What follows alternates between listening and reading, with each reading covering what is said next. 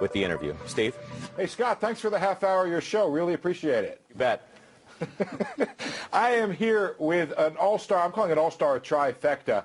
We have Senator Alan Simpson, we have Erskine Bowles, and Lloyd Blankfein of Goldman Sachs. We're going to talk deficit. We're going to go inside Washington and inside Wall Street for just about as long as they're willing to stay. Gentlemen, thanks for joining us. Thank you. Pleasure.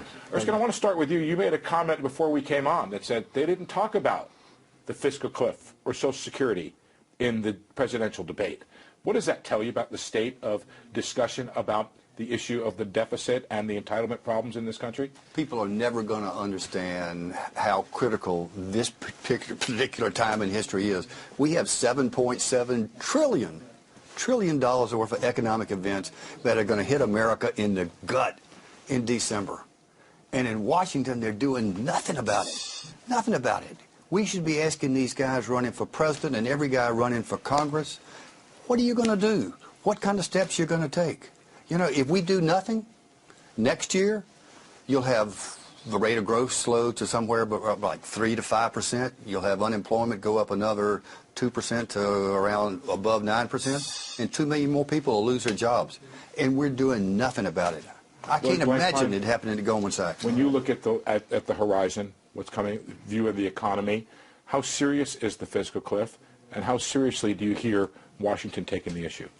Well, I think it's very serious. I think the candidates know how serious it is. I think they're trying to avoid it, maybe in part because it is so consequential and serious, and maybe that the ideas that would have to be put forward will be unattractive to some people. Obviously, we're in a position where new discipline is going to have to be imposed. People are going to be disappointed in the consequence, and so I think they're going to avoid it. It takes a lot of courage to take on these issues, and I think it's up to the media to really enforce this onto the candidates at this point. So you just threw it back at me, basically. Well, I think it's, and frankly, you could also say, for the people who are the most aware of the consequences, namely people like ourselves, who are advisors to companies who have to live in the economy, we sure know what the consequence will be, and it will be awful. Senator, if you were in a position now to be advising both candidates, what would you have them say now about the deficit, particularly in light there's a vice presidential debate this evening?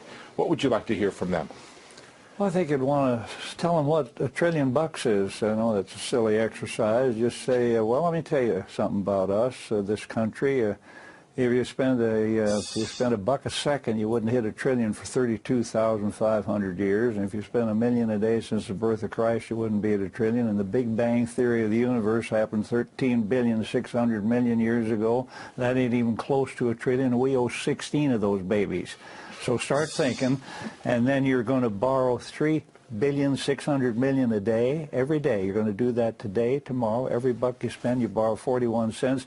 And I would say, well, one of you let a peep out of yourself of what you're going to do about that and to restore the solvency of Social Security without letting the AARP tear your leg off or Grover Norquist on the other side rip the other leg. I want to stick with you, Senator. Is your criticism equal for both parties? Is one of them worse? No, you bet. They're both in this. They worship the god of re-election. They're figuring all that and how to duck every hot issue before November 6th, and then Erskine says the whirlpool of $7 trillion going to hit us like a rainstorm. You know what I'd say here, the fiscal cliff is obviously an important issue, and if we don't get through this moment, you know, there's going to be just a lot, it'd be horrible, and what else I'm going to say may not even matter in the long run. But assuming we get through the fiscal cliff, we have to get our budget on a sustainable path where it's predictable. In other words, we may get through the fiscal cliff by deferring it, or by having something where in the long run it's not sustainable because our budget deficit will keep growing wider and wider, in which case the people who have to make decisions won't regard it as a real long-term solution.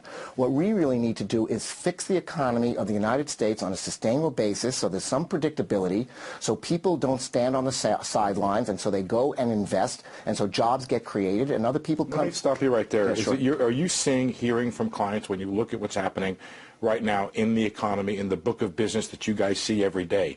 Are people standing on the sidelines? Is it something that's affecting the economy right now? Oh, absolutely.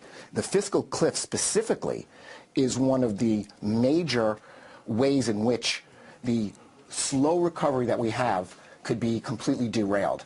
You know, hard landing in China, euro collapsing, problems in the Middle East, and fiscal cliff is probably paramount in that area. We just met with Yeah, a tell them dozen, that. That's fascinating. of the largest high-tech company CEOs in the country 2 days ago.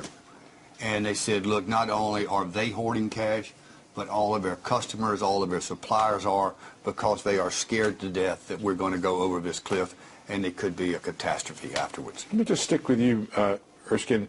The Simpson Bowles is not in and of itself going to solve the fiscal cliff problem. That is not the solution. If they enacted, I mean, they can't enact Simpson Bowles tomorrow, could they? Well, let me just tell you what the fiscal cliff is.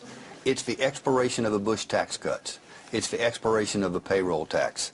It's the expiration of the patch that's been put over the AMT so it wouldn't hit the middle class.